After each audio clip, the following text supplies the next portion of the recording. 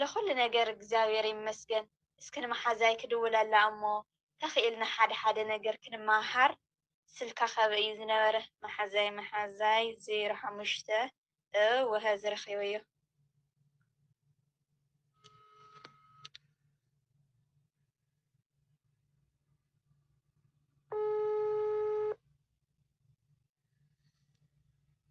ተመስገን አምላክ አቦይ ስራሕይ ብሰላም ወዲአ وعلت كلهم للدري عيلت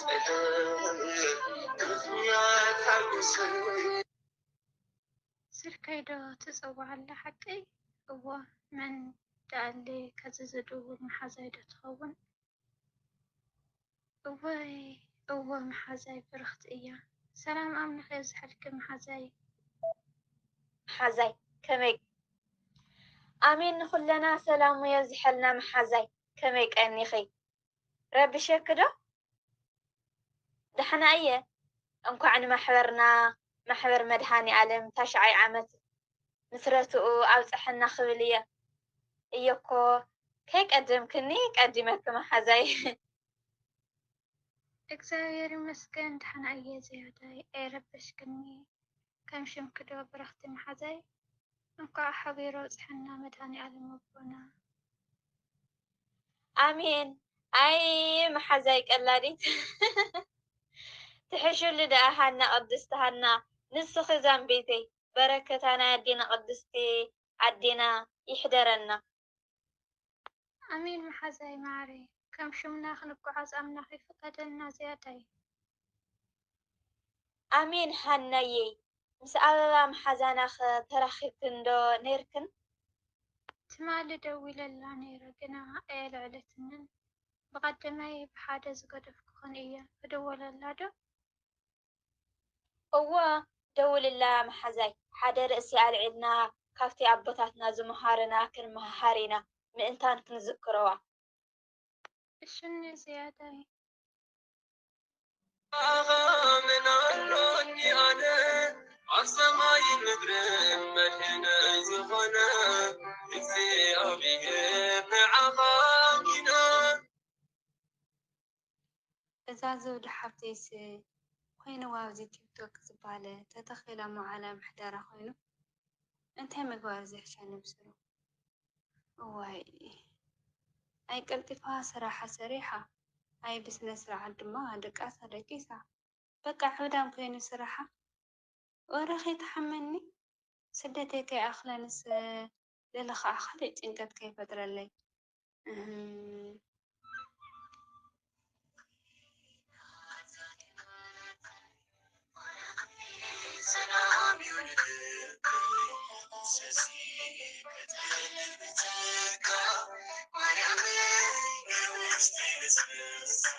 من يزيد ولا اللي يزله أوي هنا محزكة تمالي دولة ثاني راسي سوقي زي ملز كلها حزخة أنت هتلني يا أي اسكي خالها ألو ألو محزي هنا سلام أملاخ يزحلكي أبا محازاي كميك أنيخي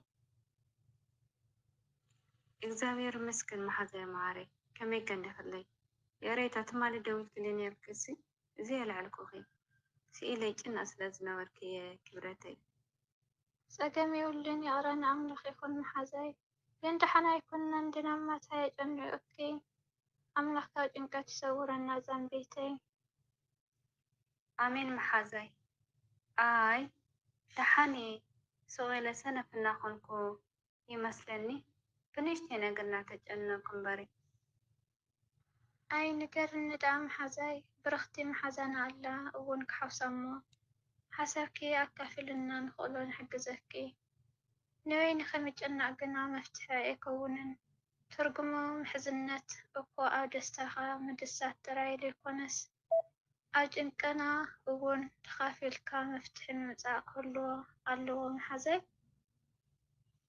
እዋ ሓቂኸ መሓዛይ ትኽክል ኣለኺ ኣምላክ ይመስገን ከም ድማ ንኣኻትን ንስኻትክን ተመስላ መበራትዕቲ መፀናንዕቲ ለባማት መሓዝተይና ሓቴን ዝሃበኒ ኣምላክ ይመስገን። ምስጋናኺ ይብዛሕ ኣቤ ወይ ኩሉ ብምኽንያት እዩ ዝገብሮ ኣምላኽ እሞ ሽሙ ይመስገን።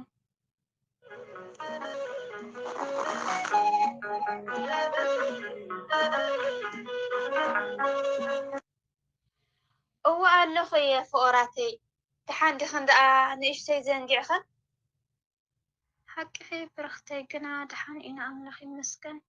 ኣቤ መሓዛና ኣለኹ ዶ?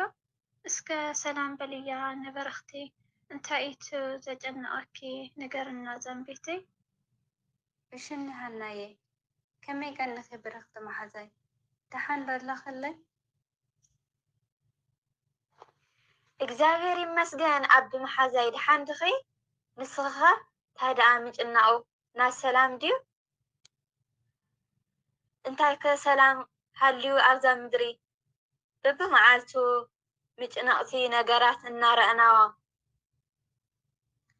ድሓን እየ ኣምላክ ይመስገን መሓዛይ ሓቂኺ እንታይ ሰላም ኩሉ ግን ከዓ ድሓን እየ ስኺ ኢልና እዛ ዘውዳ ሓፍተይሲ ኣብቲ እንዳ ቲክቶክ ዝበሃል ስሙ እኳ ዘይከኣል እናዓበደት እያ ትውዕል ተሓድር። ከምኡ ድማ ኣተሓሳሲብኒ ናበይ ኢና ንኸይድ ዘለና? ናይዚ ዘመን እዚ ወለዶ መናእሰይሲ ብጣዕሚ ኢና ንሕዝንን ንሕፍርን። ስለዚ ድማ እየ ተጨኒቐ። እዚስ ሓቂ ኣለኺ ኣቤየ ህዝበይ ሰኣን ፍልጠት ይጠፍእ ኣሎ ዝብል ቅዱስ መፅሓፍ እኮ ብዘይ ምኽንያት ኣይኮነን። ኣብዚ ግዜ እውን ከምኡ ፍላጥ ብዘይፍላጥን እቲ ቃል ኣምላኽ ንገብሮ ኣለና። ኣምላኽ ይሓልወና። ካብ ከምዚ ዝበለ መንገዲ ንዘውዳ ሓፍትና ድማ ቀስ ኣቢልና ክነረዳእ ኢና እሞ ኣይትጨነቂ ክብርተይ። ኣሜን ሃናየ ግን ኣበባ መሓዛይ ኣብዚ ሶሻል ሚድያ እኮ ከመጠቓቕማና እዩ እምበር ኩሉ መራኸብታት ኣጠቓቕምኡ ተዘይክኢልናሉ መጥፊእና ክኸውን ይኽእል እዩ። ብኣግባቡ ተተጠቒምናሉ ድማ ክንጥቀመሉን ንሰባት ክንጠቕመሉን ንኽእል ኢና። ስለዚ ዘውዳ ሓፍትና ኣብቲ ቲክቶክ እንታይ ትሰርሕ ንሱ እዩ ኣድላይ ነገር ዝያዳይ። ሓቂኺ መሓዛይ ቃለ ህይወት ይስማዕና ፀጉን በረከትን ያብዝሓልክን። ኣብ ቲክቶክ ደኣ ዘይዕብዳን እንታይ ከይህሉ ኢልክዮ መሓዛይ? ቅሞ ብርኽቲ መጀመርያ ፀጉኡ የብዝሓልክ እሞ ብርኽተይ ሓቃ እያ። ኣብ ቲክቶክ እውን እኮ ቃል ኣምላኽ ዘምህሩ ዝዘምሩን ዘመስግኑ ኣለዉ እዮም። ግናቶም ዝበዝሑ ንዓውዳን ስለ ዝኾነ ክፈሪሕኽላ ዝኾነ እሞስ ከደውላ ምታን ክንሓታ መሓዛይ? እሽኒ ብረኽቲ እያ ክድውለላ እያ ከምፓር እግዚኣብሔር እንተልዒላ ትንስ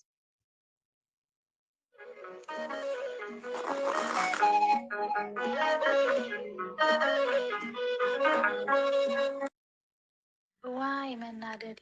መን እዩ ደው ኢሉለይ ወዲየይ ዘቋረፀለይ ጓሌ? ኦፍ መዝሙረይ ፅቡቕ ነይራስ ተቋሪፃ። ኣበባ ሓፍተይ እያ እንታይ ደኣ ኮይና? እስኪ ከልዕላ እሞ ፀኒሐ ክድውለልኪ ክብላ። ሄሎ ኣበባ ሓፍተይ ከመይ ውዒልኪ? እግዚኣብሔር ይመስገን ዘውዳ ሓፍተይ ከመይ ውዕልኪ ድሓን ዲኺ? ኣምላክ ይመስገን ድሓን እየ። ድሓን ዲኽማ? ቪድዮይ እናቐረፅኩ ኣጥፊኡኽለይ ፀኒሐ ዶ ክድውለልኪ? ኣይ እዚ ቪድዮ እዚ ድማ ኣሕሚምኒ ዘለዋ ለለ ኣብቲ ቲክቶክ እዩ ዝኸውን እኮ። እስኪ ቀስ ኢለ ክዛረብ እሞ ካብኡ ከም ትወፅእ ንገብራ ምስ መሓዚተይ ኮይና ቀስ ኢለ ክዛረባ። ዘውድየ ድሓን እየ ዝሓፍተይ ግን ሎመሰ እስኪ ቪድዮ ትረፍኩሞ ምሳና ባዕሊ ኣጋይሽ ኣለዋ ሒዘልክ መፂኡ እሞ ንዕ ሰላም በልየን ክብረተይ። ኣይ መዝሙረይ ኣቋሪፅክስ ናይ ምንታይ ጋይሽ እየን ጓሌ? ቀስ እሞ በዚ ዘውዲተይ መዝሙር ተኮይኑማ ንሕና ለምሳኺ ክንኣትው ኢና ግን መጀመርታ ሰላም በልየን። ከምኡ ተኾይኑማ ጨላ ከይትቐርፂ ገለ ትብልኒ መሲሉኒ እዩ እምበር ኣምፅየን በሊ።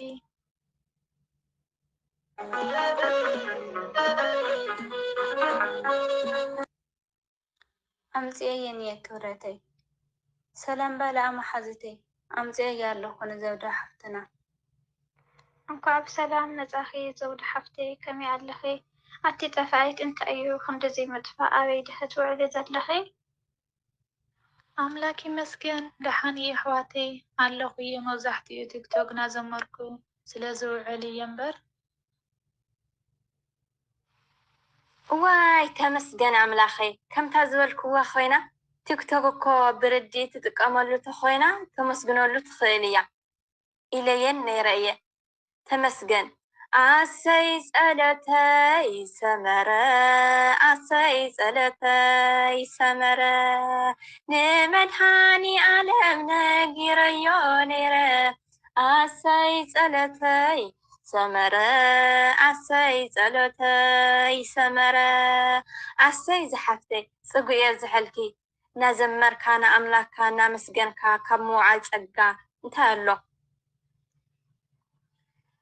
እቲ እንዝምሮ ብርድኢት ብተመስጦ ክኾን ኣለዎ ቅዱሳን መላእኽቲ ከምቲ ንእግዚኣብሔር ዘመስግንዎ ከምኡ ንሕና እውን ከምኡ ከም እነመስግኖ ብምፍላጥ እንተኾኑ ትዕድልቲ እዩ ከምቲ ሃዋርያ ቅዱስ ጳውሎስ ኣብ መልእክቱ ዝብለና እውን ሓንቲ እኳ ንርእሰይ ጣዕመኒ ብምባል ወይሲ ንውዳሴ ኾንቱ ኣይትገሩ ብትሕትና ግን እቲ ሓደ ነቲ ሓደ ካብ ርእሱ ኣብሊፁ ይረአዮ ፊልጵስዩስ 2:3 ዝብለና ርእስቲ ብትሕትና ንኣምላኽና ግን ብመዝሙር ልዕል ልዕል ክነብሎ ይግበአና ብሓቂ ብረኽቲ መሓዘይ ጽቡቕ ገሊጽክዮ መዝሙር ምስጋና እዩ ወዲ ሰብ ካብ ዝፍጠረሉ ዕላማ ሓደ ድማ ንምስጋን ኣምላኹ ንምስጋን ስለ ዝኾነ ካብዚ ዝዓቢ ነገር የለን እሞ ከዓ ኣብዚ ጭንቂ ሓዘን ሽንፍላ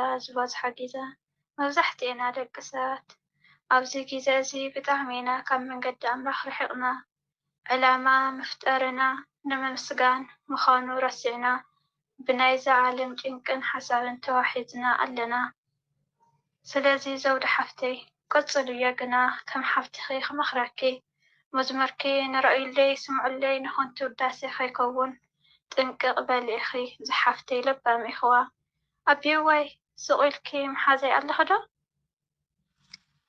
ኣለኹ መሓዛይ ብጣዕሚ ገሪምንን ደስ ኢሉንን እየ ስቕ ኢለ ክሰምዐክን ነይረ ፀውጊ ኣብዝሕልክን ቃል ህይወት ይስምዐና ፍቑራት መሓዝተይ ዘውዲ ሓፍተይ ከዓ ብጣዕሚ ደስ ኢሉኒ ብመዝሙር ይውዕል ኣለኹ ምስ በልክና ምኽንያቱ ቲክቶክ ተተባሃለ ጽቡቕ ዝስራሕሉ ስለ ዘይመስለኒ ከምዚ ናብ ዕብዳን ዝኸድኪ መሲልኒ ነይሩ ይጭነቕ ነይረ ንመሓዝተይ ድማ ኣጨኒቐየን ነይረ ግን ኣምላክ ይመስገን ከምቲ ኣነ ዝሓሰብክዎ ኣይኮነን ኣብ ጽቡቕ ኢኺ ዘለኺ ቀጽልሉ ከዓ ከምኡ ድማ ኣነ ዝብለኪ ከምተን ኣሕዋትና ዝበልኦ ንረኣዩለይ ዘይኮነሲ ብሓቂ ቃል ህይወት ይስምዐና ክቡራት ኣሕዋተይ ብጣዕሚ ብዙሕ እየ ተማሂረ ካባኻትክን መዝሙር ይዝምር ደስ ስለ ዝብለኒ እምበር ምስጢሩ ፈሊጠዮ ኣይኮንኩን ነይረ ካብ ሕጂ ግና ብኣኽን ሓዲሩ ኣምላክ ምሂርኒ ብጣዕሚ እየ ለመስግነክን ደጊምማ ኣይጠፍእን ምሳኽን እየ ዝውዕል ኣሰይ ደስ ክንብል ከምዚ ኣሕዋት ኮይንና እክብ ኢልና እርሰ በርስና ክንመካኸር ክንመሃሃር ከለና እሞ ከዓ መንፈሳዊ ህይወት ብጣዕሚ ይሐጉሰካ ትምህርቱ ግዚኡ ኣብ ዘይጠቅም ነገራት ብዘይጠቅም ክርክራት ተኣሲርካ ኣብ ከንቱ ዝውዕለሉ ግዜ ስለ ዝኾነ ዘውድየይ ድማ ጽጉእ እየ ዝሕልኪ ንስኺ መዝሙር ትምህረና ንሕና ድማ ካብ ኣቦታትና ዝተምሃርናዮ ከምዚ ንተሓጋገዝ ኢና ፍቑራተይ ከዚ ግነ መዳመይ ስለ ዝፀወዐትኒ ኣብዚ ይኣኽለና ይመስለኒ ብሓቂ ደስ ክብል ኣምላኽ ጥዑም ስለ ኩሉ ነገር እግዚኣብሔር ይመስገን ኣሚን እሽኒ ብረኽቲ መሓዘይ ድሕራይ ኣብ ማሕበርና መድሓኒ ዓለም ይራኸበና ክቡራተይ ኣዚ ዓለማት ዘሎ ዝነበረ የዘመን ንዳመያየረ مسكر والعيدو زهابنا سلام إذن بنقلو من هاني علم إذن بنقلو من هاني علم إنه زنورنا ورنا دراما حتى زي ما جمرنا أكثر سنة سنة سنة دام تكون بسنة رامنا